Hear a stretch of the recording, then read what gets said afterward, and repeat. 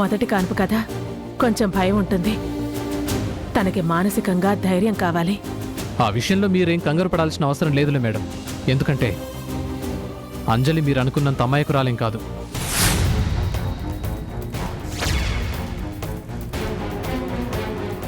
బాబు, అంటే నా ఉద్దేశం తను చాలా ధైర్యవంతురాలని చెప్తున్నాను. ఎంత ధైర్యం గల మనిషి కాకపోతే జీవితంలో ఇంత దూరం వచ్చుండాలి. కన్నవాళ్లను పెంచిన వాళ్లను వదిలేసి ఒంటరిగా ఒక ఆడపిల్ల బయటకు రావడం అంటే మాటలు కాదు కదా. మనం ఎవరం తనకు తోడుగా లేకపోయినా సరే ధైర్యంగా నిలబడగల సత్తా తనకుంది. అదంతా వేరు. ఇప్పుడు అంజలి ఉన్న పరిస్థితి వేరు బాబు. ఏ ఆడపిల్లకైనా మొదటిసారి తల్లి కావటం అన్నది ఎంత సంతోషాన్ని ఇస్తుందో అంత భయాన్ని కూడా పెంచుతుంది. ఇలాంటి సమయంలో నేనున్నాను, నువ్వేం భయపడకు అని మనసుకు ధైర్యాన్ని ఇవ్వాల్సింది కట్టుకున్న భర్త ఒక్కరే.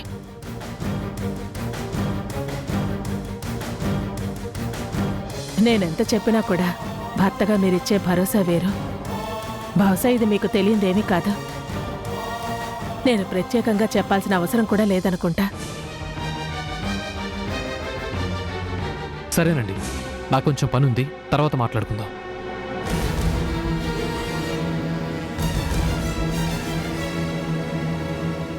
అజిత్, రాజశేఖర్ గారి మాటల్లో ఏదో తేడా ఉంది కదా. ఆ మాటల్లో, ఆ ప్రవర్తనలో చాలా డిఫరెంట్ కనిపిస్తోంది. మీరిప్పుడు అబ్జర్వ్ చేస్తున్నారా ఆంటీ? అది నేను ఎప్పుడు అబ్జర్వ్ చేశాను.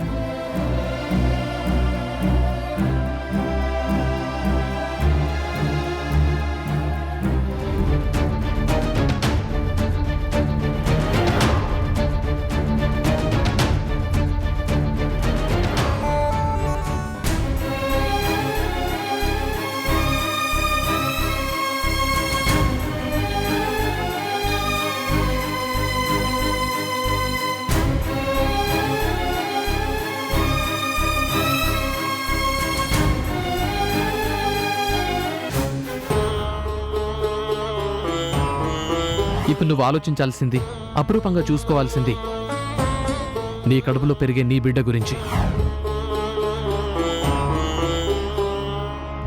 ఏంటి అంజలి అలా చూస్తూ నిలబడ్డావు? ఆకలితో ఉన్నాడు, ముందు అతను ఆకలి తీర్చు. నిజం నిప్పు లాంటిది కదా, బయటపడింది.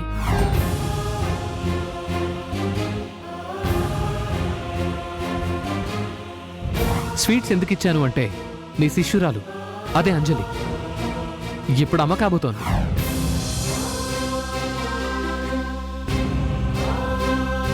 ఇప్పుడు అర్థమైందా నిన్నెందుకు ఇంటికి తీసుకొచ్చాను? నువ్వు హ్యాపీయేనా?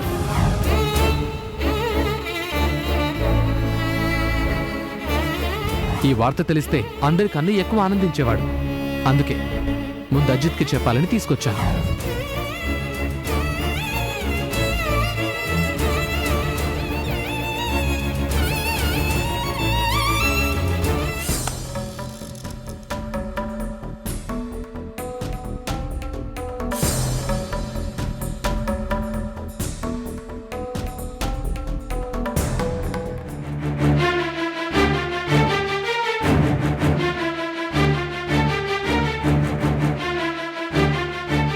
అయ్యో, నిద్రపోతుంది కదండి. కానీ నేనిప్పుడే మేల్కొన్నాను. నా పాపను నా దగ్గరే ఉండని. ఏమండి?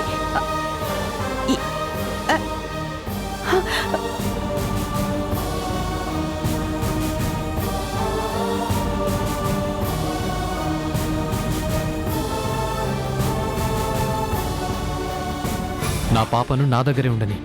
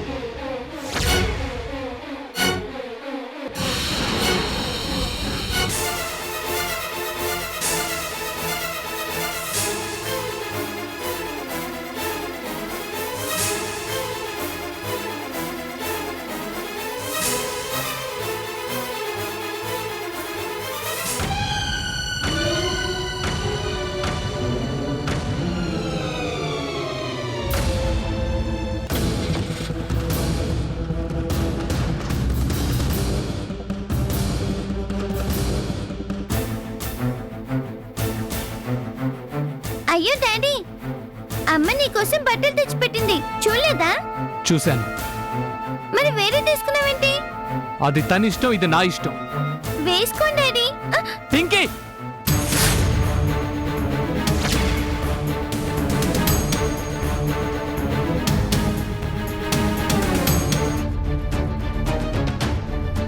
పద స్కూల్కి వెళ్దాం.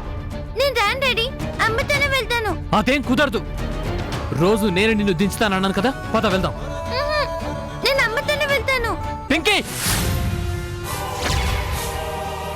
నోరు మూసుకుని చెప్పించే. అమ్మ లేదు, బొమ్మ లేదు.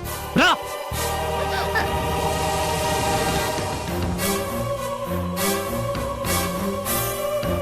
ఏంటి ఈయనలో ఇంత మార్పు?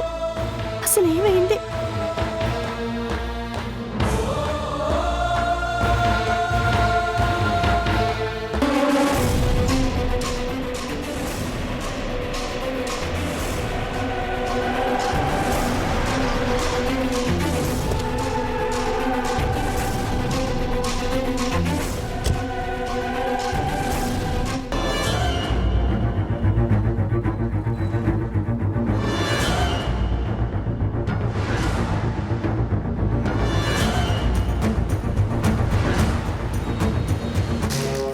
ఏంటప్పా, ఇల్లు ఇంత ప్రశాంతంగా ఉంది? ఇలా ఉండకూడదే. ఏదో ఒక గొడవ జరుగుతుండాలే. మనం పెట్టిన బాంబ్ ఎఫెక్ట్ ఇంకా ఉండాలే.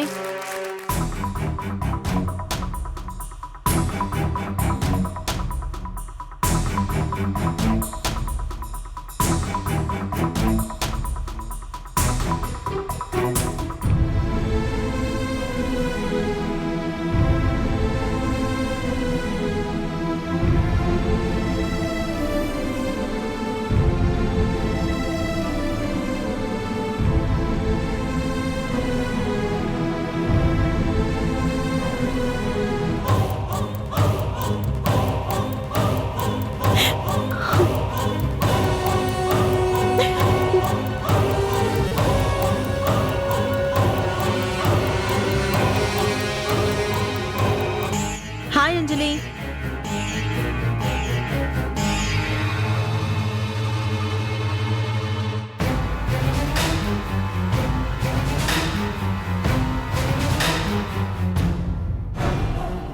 ఒక్కదాన్నే కూర్చుని ఏం చేస్తున్నావు అంజలి?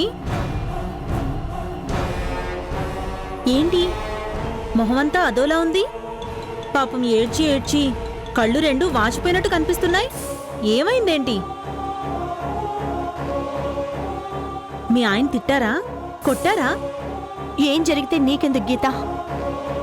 అయినా మా ఆయన నన్ను ఎప్పుడు కొడతారా, ఎప్పుడు తిడతారా అని ఎదురు చూస్తూ ఉంటావా? మరంతే కదా. నిజంగా ఆ పరిస్థితి వచ్చిన రోజు నీకు ఖచ్చితంగా చెప్తానులే. నన్ను వదిలే. నీ ఫ్రస్ట్రేషన్ చూస్తుంటే నాకొకటి బాగా అర్థమైంది అంజలి. మీ ఆయన నిన్ను ఎంత టార్చర్ పెడుతున్నాడో అని. నిజానికి నీ భర్త మంచివాడు, మర్యాద గల మనిషి కాబట్టి నిన్ను కేవలం మాటలతో హింసిస్తున్నాడు. అదే ఇంకొకరైతే ఈ పాటికి నిన్ను చెప్పుతో కొట్టి బయటికి నెట్టేవారు. నువ్వేం టెన్షన్ పడకు, ఆ రోజు కూడా అతి తొందరలోనే వస్తుంది. వచ్చేలా నేను చేస్తానుగా. అంటే ఇక్కడ జరిగేదంతా నీకు తెలుసా? ఇక్కడ ఏం జరుగుతుందో నీకెలా తెలుస్తుంది? ఎలా తెలియడమేంటే పిచ్చిదానా.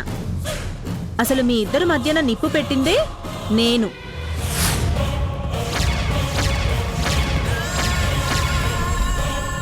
నువ్వు నెల తప్పావని, తల్లివి కాబోతున్నావని చెప్పినా నీ మొగుడి మొహంలో ఆనందం అనేది కనిపించలేదు.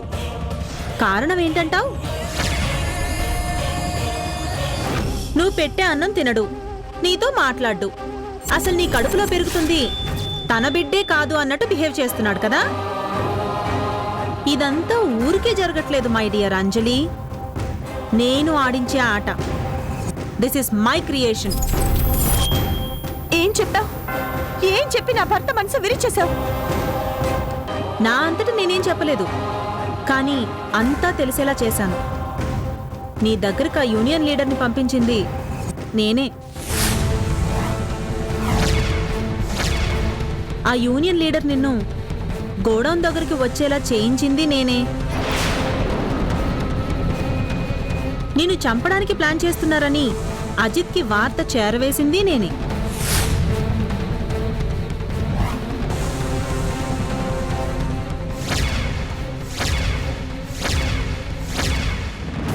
సరిగ్గా మీ ఇద్దరు అక్కడ కలుసుకునే సమయానికి అక్కడికి నీ భర్త వచ్చేలాగా నేను మీ ఆయనకి ఫోన్ చేసి అజిత్ తన ప్రియురాలు కలవబోతున్నారు, వెళ్ళి చూడండి అని నీ మొగుడికి చెప్పా. అంతే.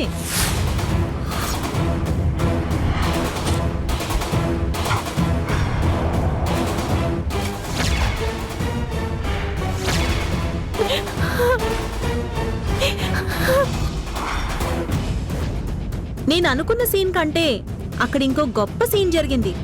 అదే నువ్వు కళ్ళు తిరిగి అజిత్ మీద పడిపోవడం. అసలు ఆ సీన్ ఎంత బాగా పండిందంటే ఇక దేవుడు దిగొచ్చి చెప్పినా సరే నీకు అజిత్కి మధ్య ఏ సంబంధం లేదని నీ భర్త నమ్మనే నమ్మడు.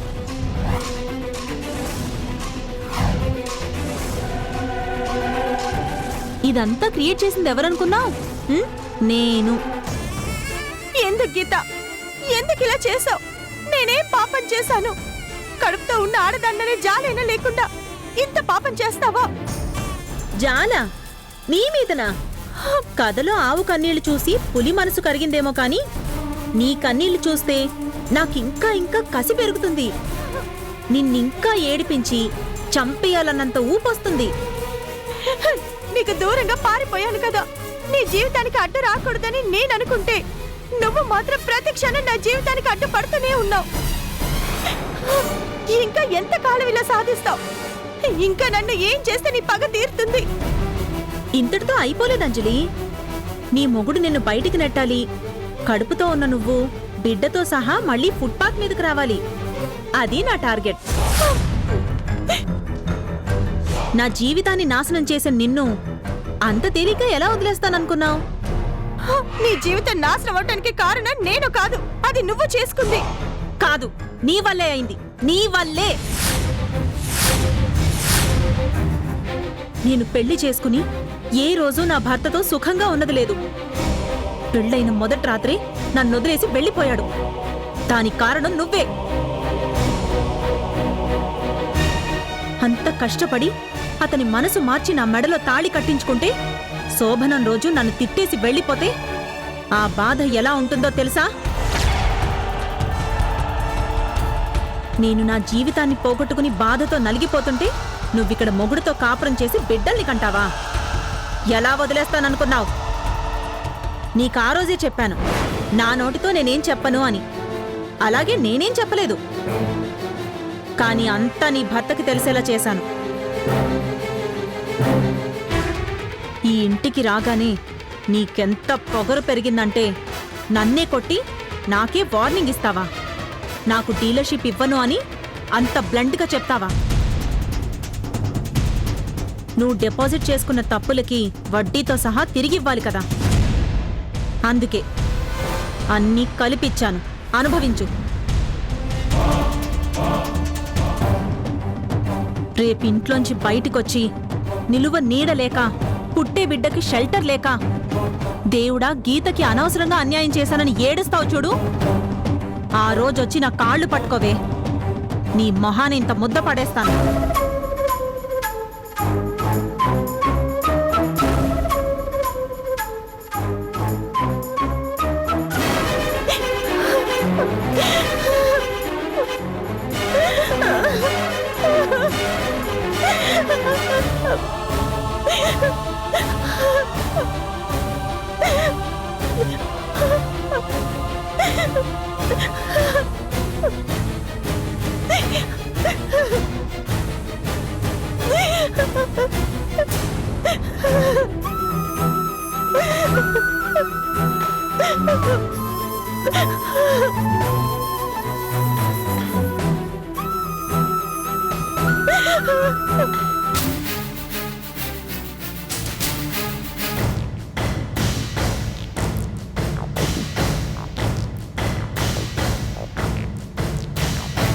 Hi aunty.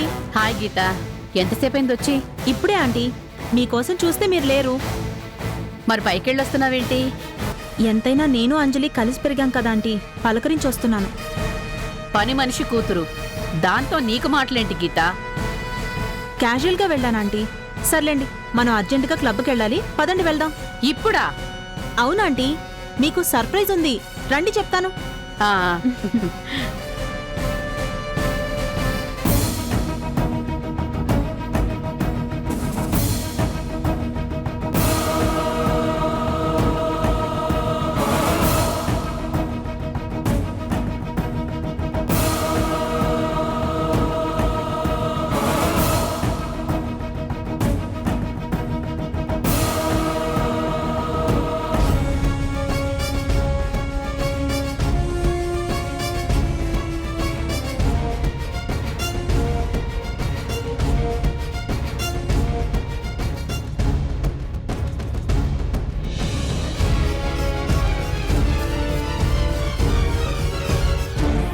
అంటే అంటే ఇదంతా గీత చేసిన పనా? అవును, నా నీడైనా నన్ను అప్పుడప్పుడు వదిలేస్తుందేమో కానీ ఆ గీత మాత్రం నన్ను వదలను అంటూ వెంటాడుతుంది. నన్ను అపురూపంగా చూసుకునే నా భర్త ఎందుకు నన్ను ఇలా చేస్తున్నారో అర్థం కాలేదు. నేను తల్లిని కాబోతున్నానని చెప్తే ఎంతో సంతోషిస్తారనుకుంటే ఊహకందని విధంగా ప్రవర్తించారు. ఆ రోజు కారణం ఏంటో నాకు అర్థం కాలేదు. ఇప్పుడు అర్థమైంది, దీనంతటికీ కారణం గీతే. ఓ దుర్మార్గురాలా, ఎంత పనిచేశావే! ఇదంతా ప్లాన్ అనే విషయం నాకు కొంచెం కూడా అనుమానం రాలేదండి. ఒక మనిషి జీవితంలో చెడు కాలం వస్తే ఈ 7 సంవత్సరాలు 14 సంవత్సరాలు ఉంటుంది. ఆ తర్వాత మంచి రోజులు వస్తాయంటారు.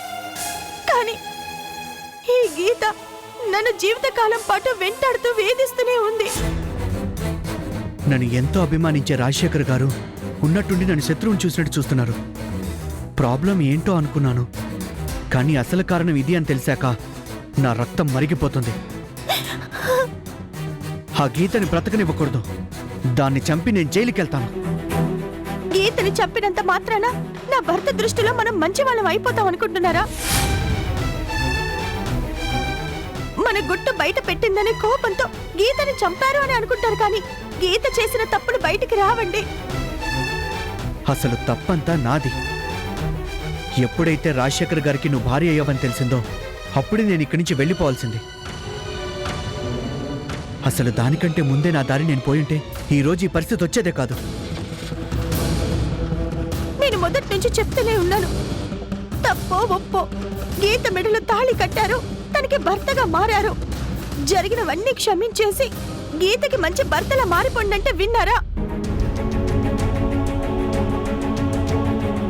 తను మోసం చేసింది అన్నారు. చివరికి నా జీవితం బలైపోయిందండి.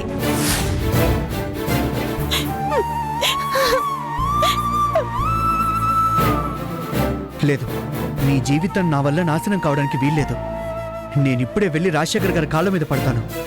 నీకు నాకు ఏ సంబంధం లేదని ఆయనతో చెప్తాను. ఎంత అమాయకంగా మాట్లాడుతున్నారండి. మీరు వెళ్ళి చెప్పగానే ఆయన నమ్మేస్తారనుకుంటున్నారా?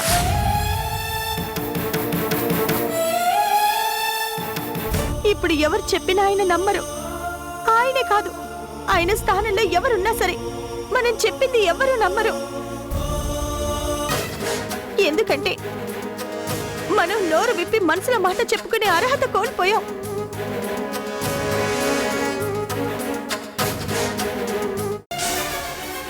నా కడుపులో పుట్టే బిడ్డ ఆయన రక్తం కాదని అనుకునే మనిషికి ఏ సమాధానం చెప్తారండి?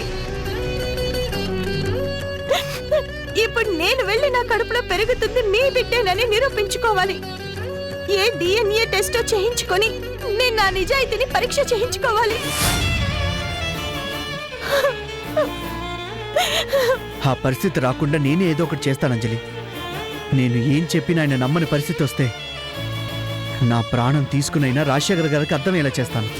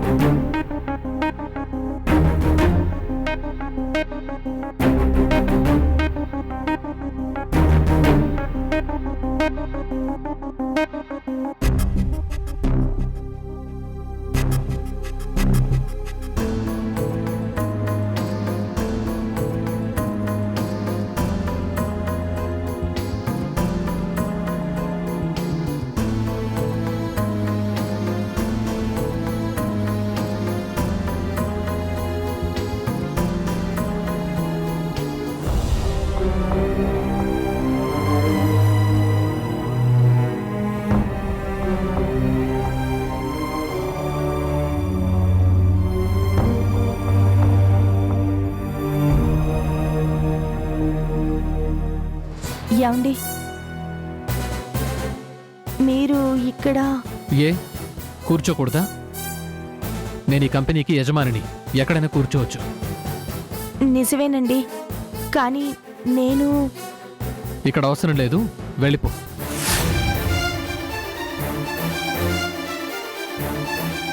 అదేంటండి అలా అంటారు? చెప్తున్నాను కదా, ఇక్కడ నీ అవసరం లేదు. ఇంకొక క్షణం కూడా ఇక్కడ ఉండాల్సిన పని లేదు, వెళ్ళిపో.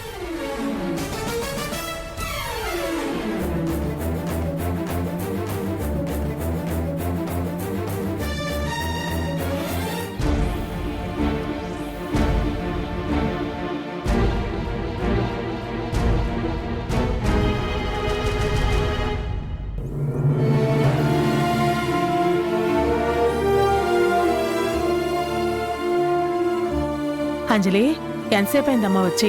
ఇప్పుడేనమ్మా. అలా నిలబడ్డావే, కూర్చో. నేనే వద్దన్నానండి.